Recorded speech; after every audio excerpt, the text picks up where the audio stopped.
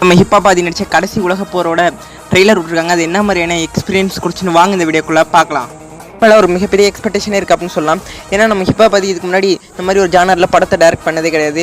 இவர் இதுக்கு முன்னாடி டேரக்ட் பண்ண மியூசியம் இருக்கும் சரி, நட்புகை துணியும் சரி, அது ஒரு வெவ்வேறு ஜானராக இருக்கும். இந்த மாதிரி ஒரு புது ஜானர் எடுத்துகிட்டு இவர் எப்போ அந்த கதையை நோக்கி கொண்டு போக போகிறான்னு சொல்லி நம்மளே ஒரு யோசனையில் இருப்போம். இந்த ட்ரெய்லர் பார்க்கும்போது உண்மையிலேயே நம்ம ஹிப்பாபாதியை தவிர யாராலையும் இந்த படத்தை இப்படி டேரக்ட் பண்ணியிருக்க முடியாது அப்படின்னு சொல்கிற அளவுக்கு ட்ரெய்லர்லேயே ரொம்ப சூப்பராக இந்த படத்தை காமிச்சிருந்தாங்க.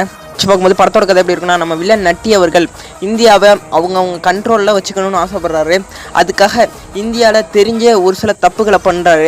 அதை நம்ம ஹிப்பாபாதி கண்டுபிடிக்க போக அவரை ஒரு தீவிரவாதின்னு டெரரிஸ்ட்னு சொல்லி முத்திர குத்தி அவரை ஜெயிலுக்கு அனுப்புகிறாரு. அதுக்கப்புறம் என்ன நடந்துச்சு, நம்ம ஹிப்பாபாதி அதுலேருந்து வெளியே வந்தாரா, நம்ம இந்தியாவை அவர் காப்பாற்றினாரா, அதை சுற்றி இந்த கதை நவுறலாம். படங்களே நம்ம ஹிப்பாபாதிக்கு ஒரு மிகப்பெரிய சக்ஸஸ்ஃபுல் மூவியாமன்னு நான் நினைக்கிறேன். Okay bye.